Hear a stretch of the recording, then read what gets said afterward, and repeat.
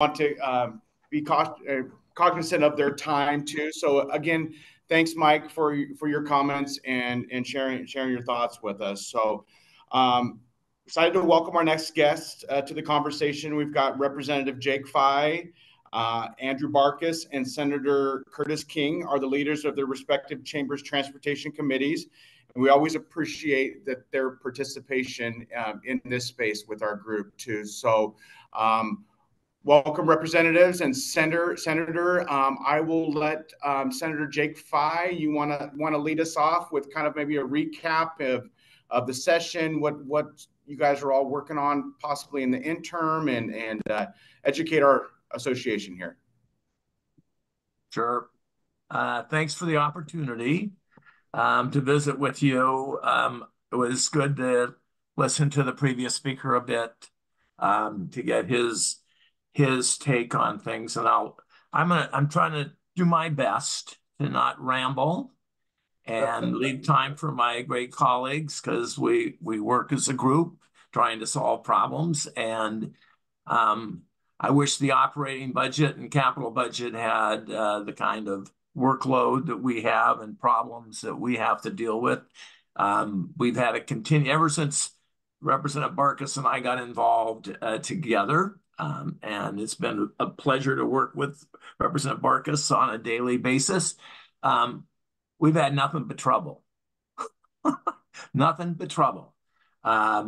Whether it was the pandemic, or whether it was the IMIN initiative, or whether it's the cost increases that we faced this last session, there is never, and even in the case of 2022, when we did the package, it wasn't easy. And it was probably, it was as difficult a set of circumstances as any circumstances we had. So we haven't had a whole lot of good luck here in terms of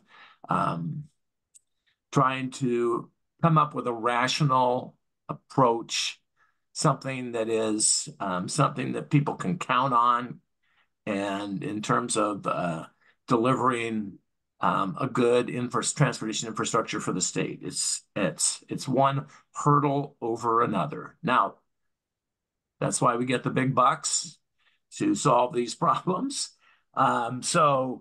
But let me I'll just start with, you asked about this last session. So every year I have my, how should we say, my feel bad about what happened. My feel bad about this time is, I don't think we could have done anything different, but I'm not happy that we funded Portage Bay at the full level. And I'll tell you why.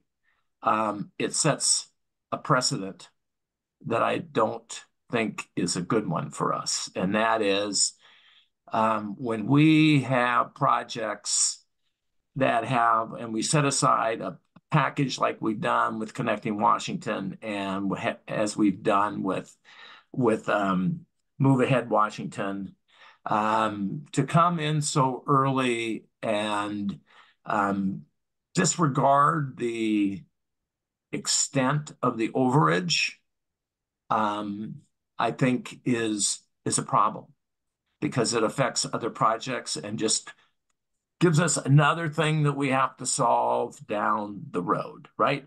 If we didn't have the $700 million hole now, we'd be in a lot better shape.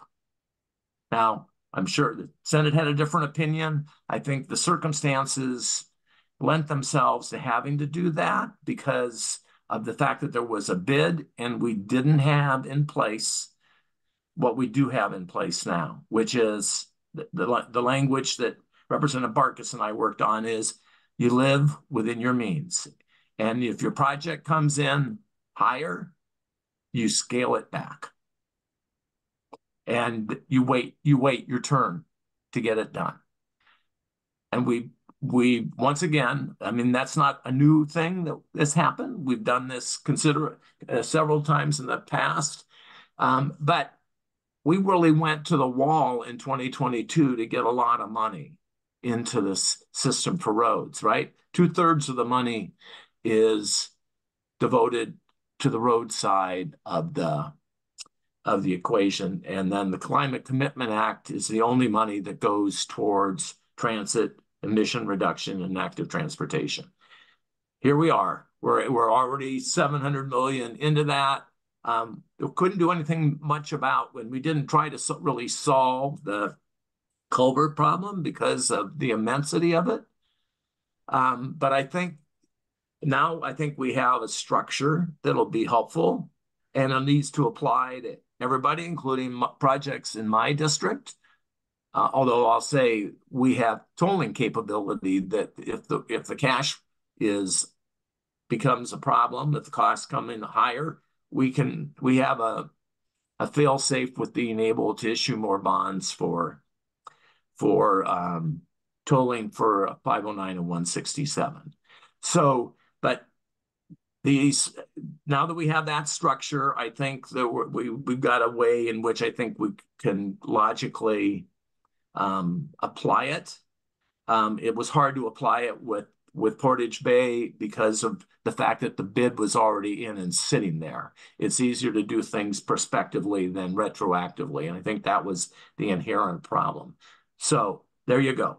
That's my feel bad. And we've got work to do in terms of working to find some more revenue solutions. We've got a different set of circumstances than we had during the pandemic, where we had the largesse of federal funds for the pandemic, which freed up operating budget money to go to transportation. We don't have that now. Operating budgets back to their normal revenue sources, so it's a different set of circumstances. So I have to say that I appreciated listening to Mr. Lindblom about and the questions about the Climate Commitment Act money. And I was the one that put the language in the Senate bill when it came across back in 2021 that said that it cannot be used not for highway purposes. And that was intentional because 2/3 of the package was for road purposes. And one of the things that I hear a lot from constituents is, okay, so you passed this tax and you said it was going to go for this, and now you're spending it for that. And I think we need to live to our responsibility with the Climate Commitment Act, right? And we have to live with the outcomes, which hopefully, and the intention of the act is that the revenues decrease over time. So we have to live with a shortfall in multimodal money and emission reduction money as we move through that Climate Commitment Act. So I try to draw a bright line, because if we don't draw a bright line, we can easily get ourselves into difficulty. And my experience with having negotiated on the 22 package was there was an interest by some people to have it be considerably gray. But at the end of the day, because we did put as much money of cash from the operating budget into roads, we were able to prevail on the issue of how you can spend the money for the Climate Commitment Act in that account. So going forward, we have another challenge. We don't know the outcome. And in terms of the initiative, I'll say where I see a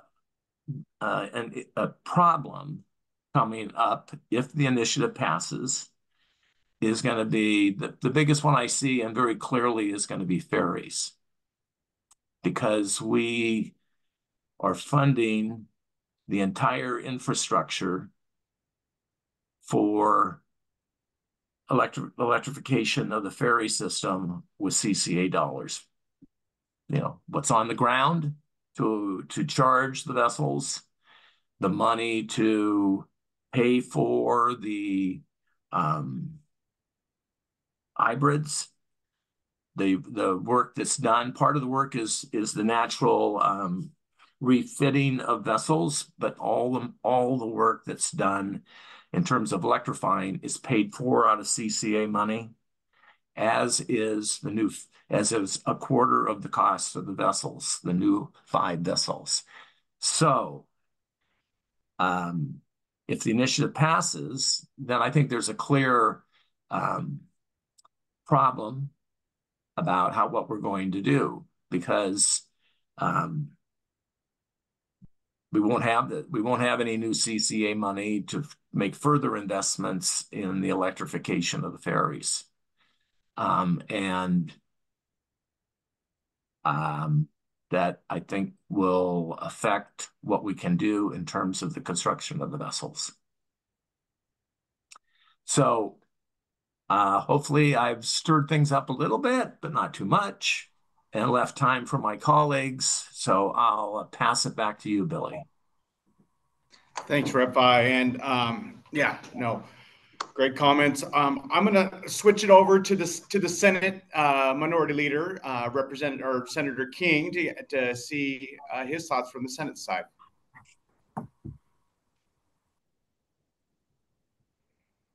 I guess I'll unmute.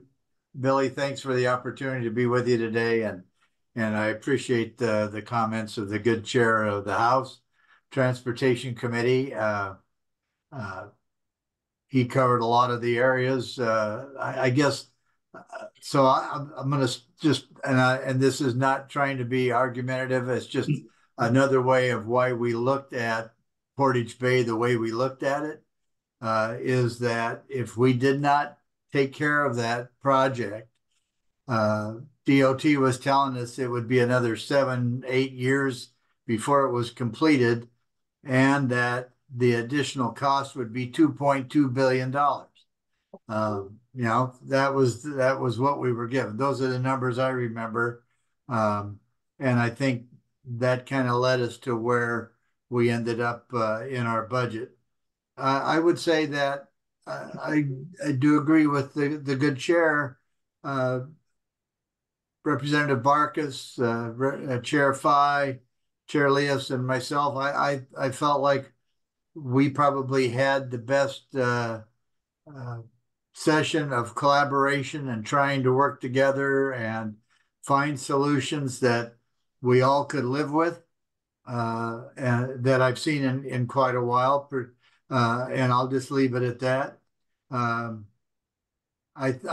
hoping that we're going to see some of these cost increases coming back down, but my understanding is most of those increases have just been on our mega projects and not our smaller projects. So I'm hoping that we'll see a reduction there in the amount of money that we're going to need. As far as salmon culverts, you know, we got to do something to address this. All of a sudden, we're $4 billion behind after we're already spending 3.8. It's like, where in the world did this come from? And how are we going to address it? We have to figure that out to meet the court order. I have a variety of things I think we ought to do. One, we need to start talking to the tribes. We need to start talking to the judge. I mean, it makes no sense to spend 3.8 billion to get to 80% and then spend another 4 to get to 90. Just doesn't make sense. If ferries are going to be a problem, and I think they're going to be a problem because we don't even know if the hybrid ferries are going to work, for one thing. We also don't know what they're going to cost us. I think hopefully before the end of the year we'll have that, perhaps have those costs in. But ferries are going to be a problem. We got a problem not only with the number of ferries that are available, but with staffing levels, operating levels, all of those things that just continue to be a challenge. Maintenance and preservation, we put $100 million into preservation. I couldn't tell you where we got the money, but we got the money to try and keep people busy, keep the jobs flowing, and at least make some improvements on our highways. I felt good about that. I still believe whether the initiative passes or not, we have to look at what in the world we're doing When you have an operating budget that in 2008 was 23 billion, and in 2024 it's 72 or 74, that to tell me that what we do in transportation doesn't actually benefit the operating budget, you're not listening. Every time we fix an interchange, you've heard me say this before, we create economic development, and those economic development creates taxes, but all those taxes go to the operating budget. I realize that both the House and the Senate, there's real pushback to look at taking the sales tax off of cars and trucks.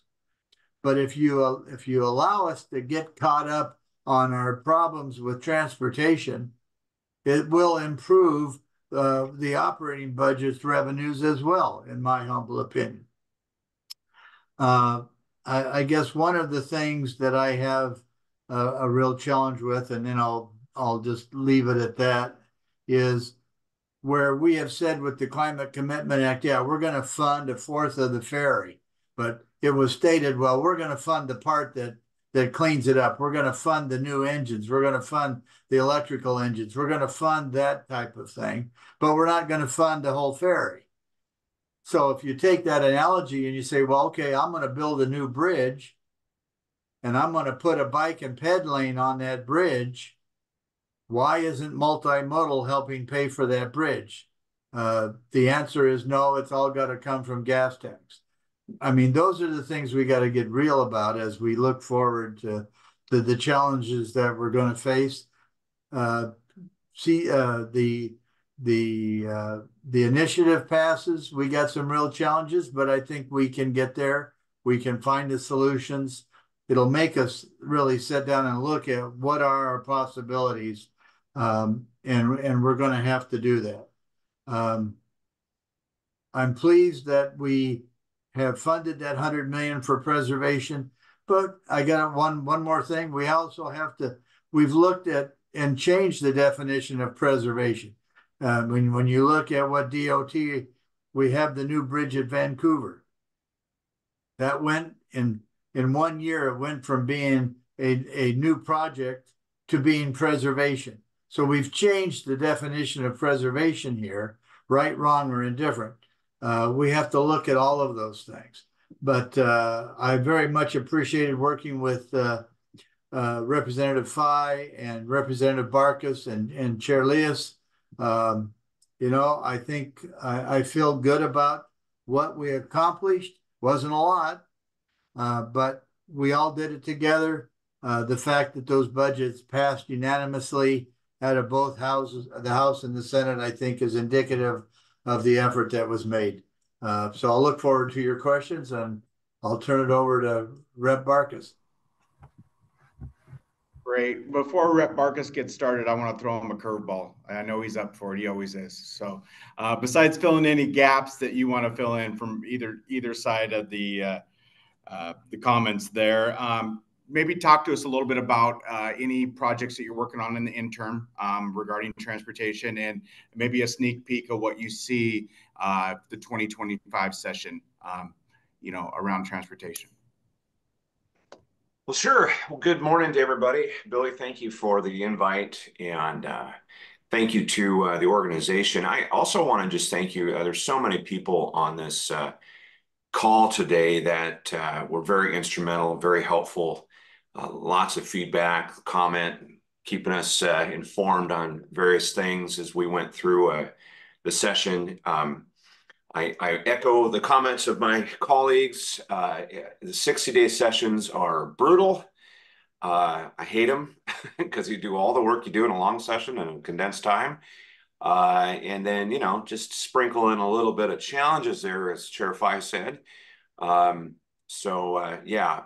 I also want to say thanks to Mike Lindblom, the Times, for being here. Mike, I appreciate your reporting. I appreciate the fact that you keep an interest and a pulse on what's going on in the transportation arena, and you reach out all the time when you're looking for input on that. And we need to do more. I think it was mentioned earlier, I saw in the comments Paul put, education and communication with the public. I don't think that most people know exactly what's going on and what it takes to to run this system in an ever-growing state. It's not the evergreen state, it's the ever-growing state, I think, with all this stuff. So let me, before I forget, I'll address Billy's thing. So I'm working on a lot of stuff. Always, I think it starts up the day you leave. You try to catch your breath after session, and then it just, we're already having conversations. Of course, it's a campaign year. Add that little complication in. But Chair Fye and I have already had conversations in talking about, kind of anticipating. We're both anticipating a really rosy, beautiful session in 2025 with nothing to worry about. And, we're just going to take a couple of days off here and there. And God, no. I tell you, it's no secret. We have got to figure out a sustainable long-term revenue source for transportation in Washington State. We have to. You've heard me, and I have no bones about not saying it. I think the days of doing packages are over. I just don't. I mean, look, Move Ahead was there. It's there. We're already altering. I mean, it's just, we need to look at for the long term and figure this stuff out. I continue to put forth proposals, even though they differ a little bit from the chair, but it makes for good conversation, because we have to look at everything. I think the wall between the general fund and the operating budget should be blown apart. It's ridiculous. We saw in my last 8 years, 20 billion plus in surplus. I'm glad that Move Ahead was able to tap into a couple of that for some stuff, but it was only for short term, and we're kind of already blowing through that. So I think we need to have that broader conversation. I keep running that sales tax bill. It doesn't even get a hearing, so we're not even talking about it. And I think that the work, one of the things that we need to do is we need to have mutual joint meetings with the other budgets on a regular basis, so we all know what's going on, and start to look at that from a broader tax revenue base and expense base. Okay, there, said it. Second thing is, I threw a little bill about the ferry system. Diesel electric, biodiesel electric boats were a hell of a lot cheaper, and the infrastructure exists. We can get them in the water quick. Surprising, a certain candidate just dropped a proposal that looks a hell of a lot like the bill I just dropped this session. Didn't get a hearing on that, but got a lot of attention because it's a good idea, and we should be thinking about this. Not to say we can't look at the future, but we're heavily invested. And if you look at all this, what I'm saying, priorities, guys, it all comes down to priorities. We shifted things. We moved towards the climate stuff. That's okay. We moved towards electrification. We moved towards this, but the costs are incredible, and all the things that come along with it. So we've kind of set ourselves up for this. And in the meantime, we still got to preserve what we have, and we've got to build capacity, and we've got to build bridges and all the other stuff. So project-wise, it's going to be centered around how we deal with this moving forward. I agree with Chair Fye 100%. We had a lot of heartburn about Portage Bay, and we had a plan, and we had our priorities, and it was work within our means and honor our commitments. That was our number one thing. And this was tough. And I know that I agree with Senator King. I mean, we knew that it was going to be more expensive down the road, but it didn't make it any easier to come up with that final decision on stuff, because ultimately it does affect other projects throughout the state. You can't ignore that. Yeah, look at right away with Highway 18 and some other ones that got to make some changes, right? And I think that it's going to affect projects that have been committed to in the Connecting Washington that we've got to finish, because I'm sure that as we move into the interim, just like we did last year, we'll start to get those calls from our good friends at the agency with, oh, by the way, this project now needs a little more money, or this situation or that situation. It's inevitable.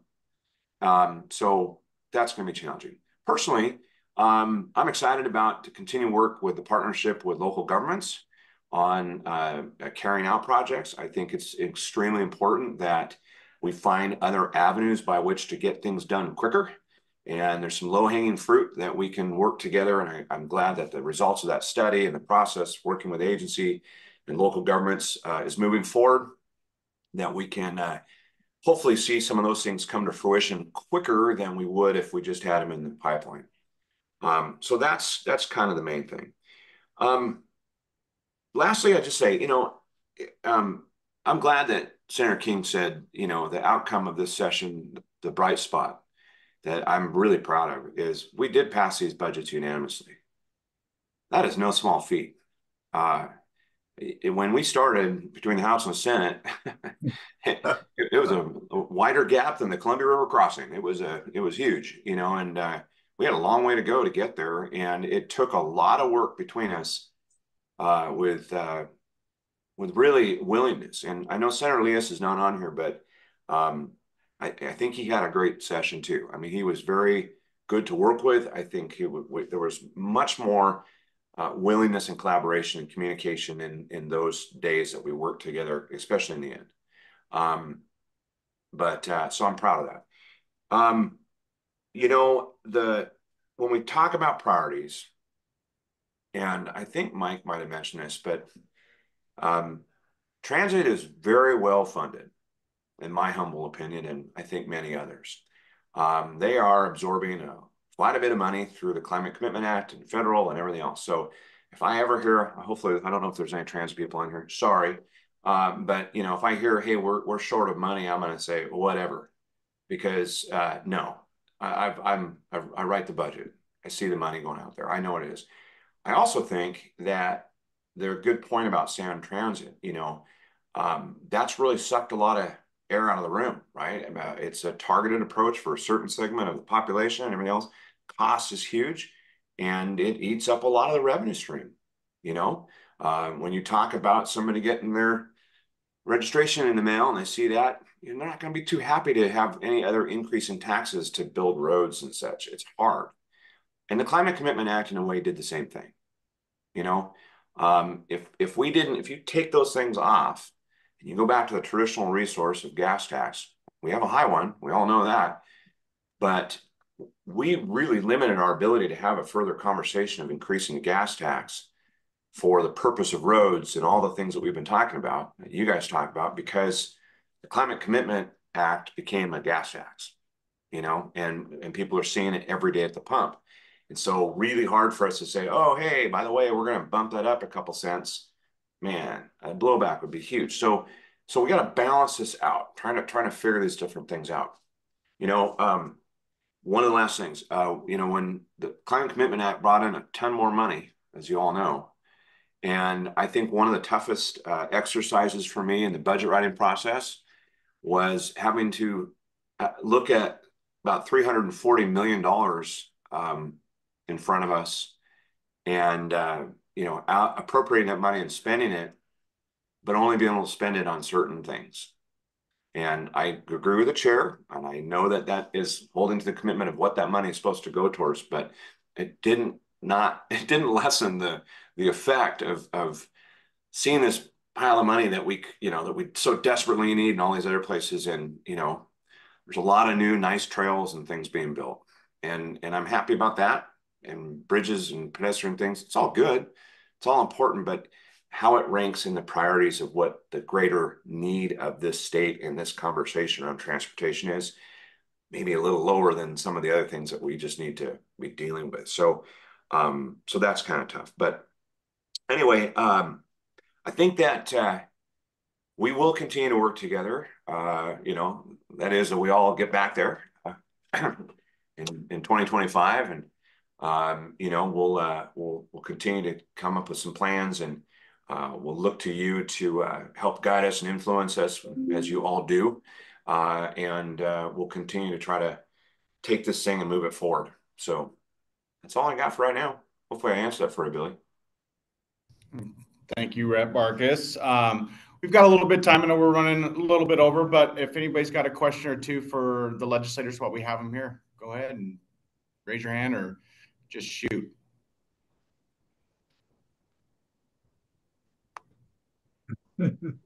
We did too good a job. No way we're getting so Billy, I'll throw Billy, it out. Yeah. I will say that we do appreciate that you listened to us on preservation, and that you got some money in there As you know, the hole is much larger than what you could fill in any way, shape, or form.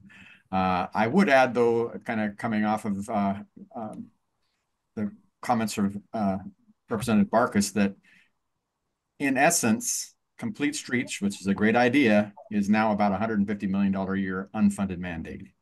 So coming out of preservation. And so I think that that discussion kind of needs to keep going forward. Great idea. We love doing the work, but it's not preservation, and it's coming out of preservation. So, if I may, David, I appreciate that, and I will tell you, Chair Fry and I, and also Senator King-Elias, we acknowledge some of these increases of expenses due to regulatory and all the other stuff. You can't not acknowledge that. And the chair and I have made one of our priorities to continue our look into all the other aspects that affect these projects, not just on the revenue side, right? So that one's cool. But we are looking at a lot of different things, and we've had meetings with AGC and others, and we will continue to do that to start to try to break that down, and hopefully, that is also areas of policy that we can hopefully, suggest to make some changes. Yeah, so I would say that it was really important from a structural standpoint that we did what we did in preservation and maintenance, because as we talked about earlier and about the project overruns, if we had stayed with our strategy of delaying preservation and maintenance and pushing it to the out years, there wouldn't be the money wouldn't be there by the time we get there, because the whole atmosphere in the legislature is, if you've got a project that you want to get done, costs increase, you fill that hole. Where does it come from? It generally falls first on preservation and maintenance. So I think we all recognize the error that we did when we put that original spending plan and pushing preservation and maintenance to the out years, and putting it back to the level that it would be sustainable. And there's $1.2 billion in the move ahead package, and that works out to about $100 million a year.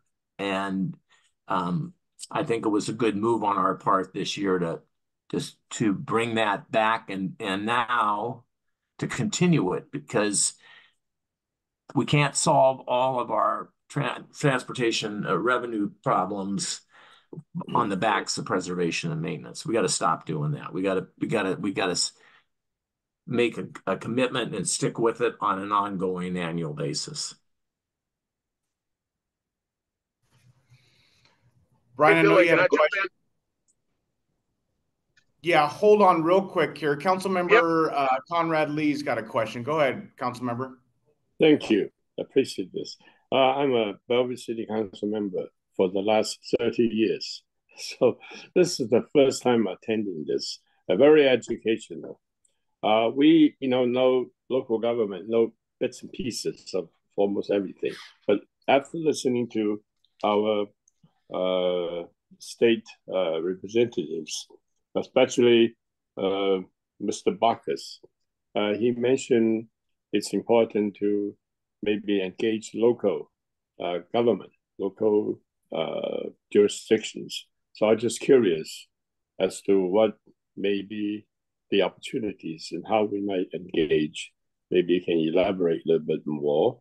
But more importantly, I think from my perspective, I think local elected officials should know more of the complexity or the interrelatedness. You talk about operation fund and all the other interconnected, like climate, commitment act, and now affecting transportation money and many others as well, gas tax. Mm-hmm. So it's just all in all, how do you think that we can have better connectivity with local government, that we can make this work better for the whole state? Thank you. Well, what I was referencing, Conrad, was the there are many areas where the state, WSDOT, state highways intersect in local communities, and there are projects that are on the books with WSDOT funded through the state, but yet were pushed out as far as time frame because of the priorities that the agency has to deal with. And so I was just looking for quicker ways to get things done, and that's why I started asking, in my district, the city of Yelm, Thurston County, if the money was there, do you have the resources and expertise to build this? And the answer started coming back as yes. And so what I wanted to do is find out how that process worked. And there is a local programs through WSDOT. And we did a study over a course of 9 months and brought everybody together and kind of refined the process on how to do that. So that's one avenue. I think really, I mean, this is a broad conversation probably for another day, but this organization is fantastic. There are other organizations, the Association of Cities and Counties. We at the state are engaged all the time, talking about this because they have their own things they're doing. They have their own sources of revenue. They have their own parts. But I think what we've heard many times is that, if you're on a road driving along and you don't know if you're on a federal, state, local, private, you're just on a road. And so I think there is an interconnectedness and nexus between all the different entities that can work together. Cities and local governments have other areas and resources and things they can do that the state can't do. So that has to continue. But lastly, we do hear a lot from your lobbyists and the people of the priorities, especially in your neighborhood with 520 and 405 and once, everything along those lines. So I think there has been really good communication with us as far as, how that works together in the priorities. Yes. Thank you very much. The one thing I was just maybe need a little bit more clarification is when you talk about the revenue, about the interrelation, the things that you struggle, you get money, it seems to be a lot of money, it's affecting the tax source, like gas tax, but then it's now it's going to relate it to climate commitment as well. And where the money's there. So the taxpayers, right? We have to explain to the people when they see that bill, oh, geez, comes up, are we all going to put it on the roads? So, well, maybe not. Some of it goes to where? So how do we keep track of that, helping you to communicate with our public? So it's a big task. And I agree. I think we just need to continue to do that as you break it down, because at the end of the day, a tax is a tax is a tax, and the people see it as the same. It doesn't matter what bucket it's fallen into. It's where it goes out. And I think it's on the expense side too. So more work to do. Thank you. Very much appreciated. Thank you, council member, and thanks for joining us. Brian and then Billy. We got 2 more questions. Brian, go ahead. Yeah, I'll make mine quick. If the public repeals the CCA this fall, legislature convenes. They've got a lot of work to do to fill some holes, and I appreciate your optimism, Senator King. I'm not quite as optimistic, but will the gas tax, just a simple question, will the gas tax be a more prominent player in filling the gap? And since we have legislators already who say repeal the CCA threatens gas tax funded projects, then we have an opportunity there to fund those threatened projects with gas tax increases. Is there going to be a higher appetite for the gas tax or less in your mind? I think the takeaway that I would take if it passed would be that people, and the way it's been proposed, advertised, people have talked about it, the Climate Commitment Act, as a gas tax. I think it would be very difficult to come back in and if you got a message from the public that they thought gas prices were too high, then for us to come in and raise them. I think that's a tough one. Yeah, I would agree with you, Representative Fye. I think,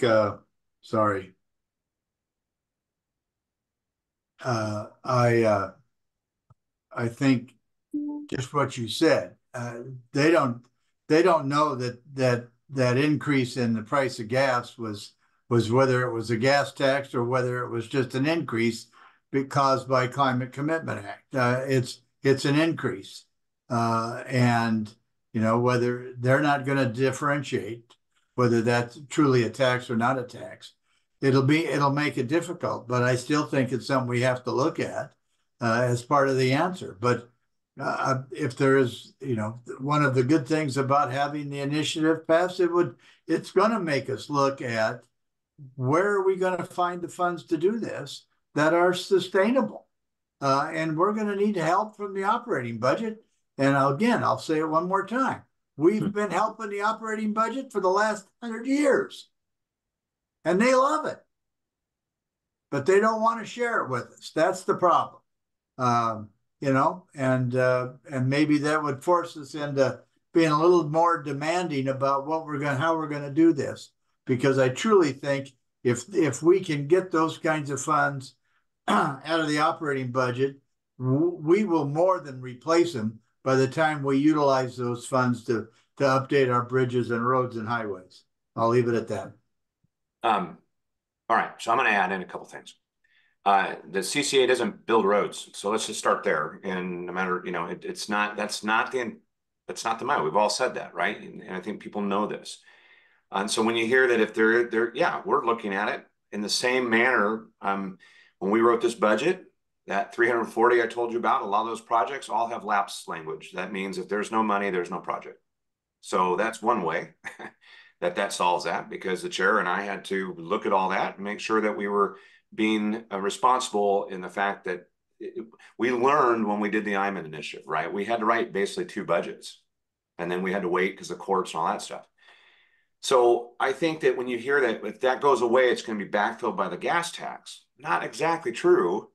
Pre-CCNA, we had two things. We have 18th Amendment gas tax, and we have multimodal.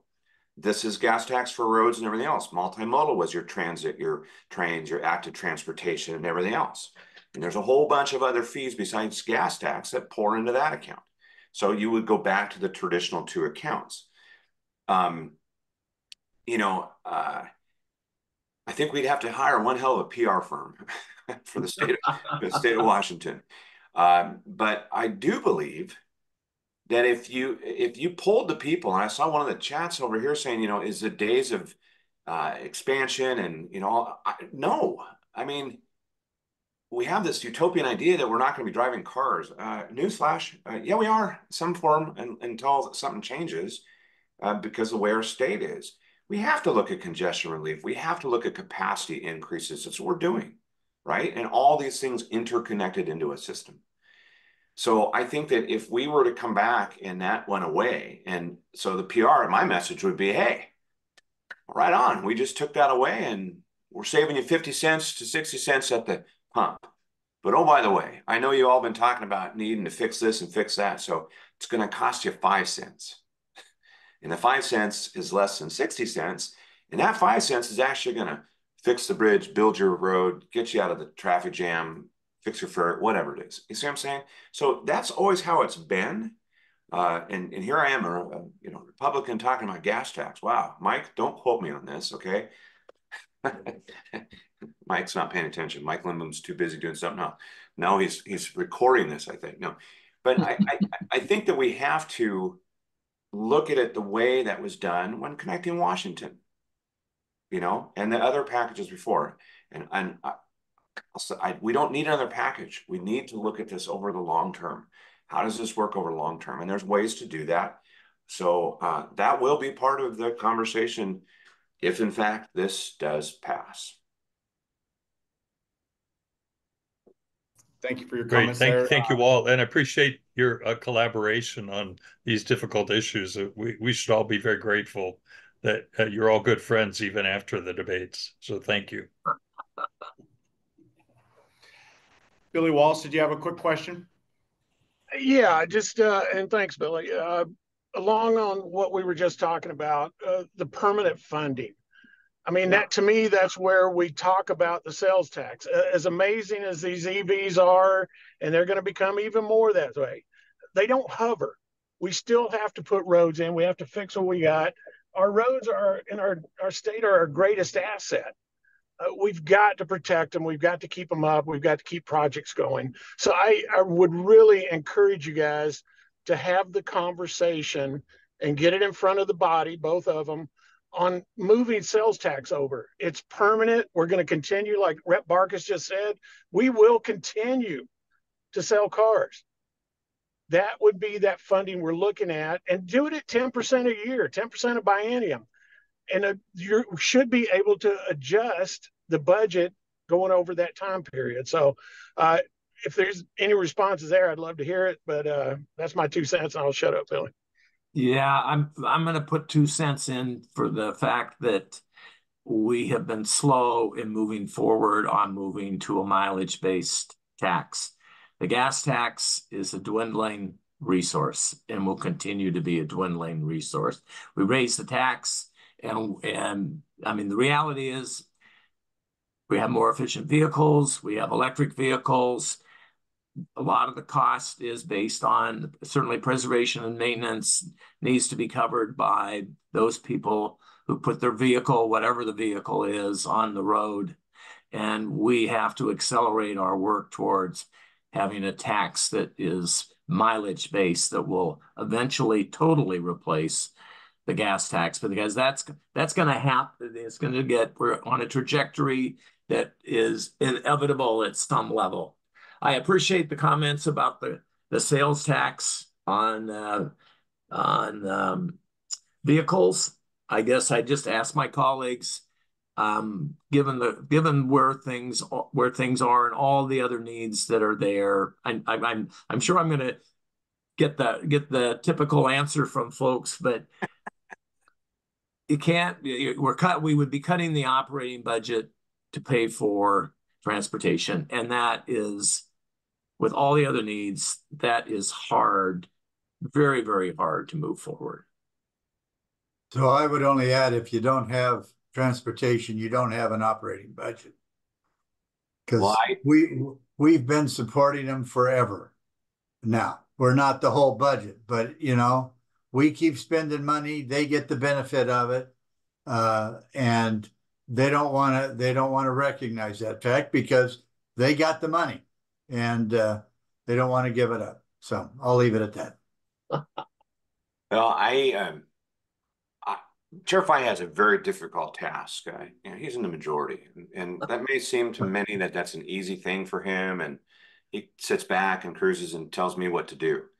That's not the case, and I respect that, because he also has all of his leadership and all the other stuff in the budgets, and you know, it's not easy to have those conversations at all, because I'm sure when those conversations happen, they're going to lay out priorities that they feel are important, right? Now I have a completely different perspective because I don't agree. I mean, I think that I've seen, you know, again, my first operating budget was 32 million. This last one was 71 billion. Holy God. I mean, that's 8 years. This is crazy. I don't think the state's grown that much. I just think we've had a lot of money coming into the state, and we've spent every dime of it. So, you know, that's a problem. And I think that'll always be a political divide and two different mindsets on that. But I think what will help, and maybe I've offered this to Chair, we should have broader conversations between the two budgets. So we understand what these priorities and what these things are. Most people don't know that on the operating budget, when you're in the minority, the day the budget comes out, a couple hours before it's released to the public, we get our first glance. That's it. We're not in those, not like the transportation where we start literally day one working together every single day on the budget.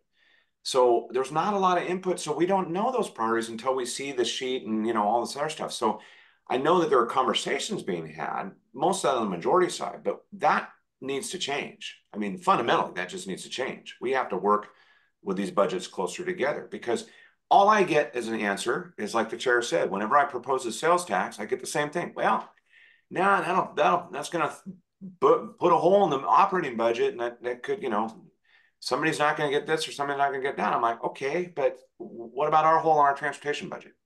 You know, what about what's going on over here? Because we don't have that revenue source. We haven't had $22 billion in surplus in the last 8 years. I mean, even in the bad economic time we had right now, when we walked in the door in 2024, $2.3 billion was the surplus, the additional revenue, right? We had a BSA account for emergencies. I think the 520 might have been an emergency. There was a shadow account. The COVID account's still sitting there with a ton of money in it. It's gone. and not to transportation. So I think we're always going to have that little bit of disagreement on that, but I think it does boil down to having broader conversations. And guess what? I'm going to introduce the sales tax bill again. Shocker. And I'm going to keep doing it, until, I'll end with this because I'm working on other policy and housing and stuff. And one of the things I said this year is that in all aspects, there's an ask and a give, right? And so I think from transportation, we might have to ask and we might have to look at some things that are hard for all, no matter what your political background is. And then there's a give over here. So there's going to be these different things that we have to look at. And it's going to be centered around revenue. We appreciate all your comments today and for the difficult conversations and everything that you do around transportation. I know you guys are all well overpaid for your position. As people laugh when I tell them how much money you guys make. So they think that you guys are some, anyways. You guys do it out of the love for your constituents and for your districts and for transportation as a whole. And we really, truly appreciate that. And, and for you taking the opportunity to listen to us and our association as well. So we're getting a little bit behind, so I want to move on. We have a couple great presentations. Yes, thank you, Representative. Thank you very much. You're welcome to stay. Good to see everybody. Okay. I got to go to work in the real job. So see you later.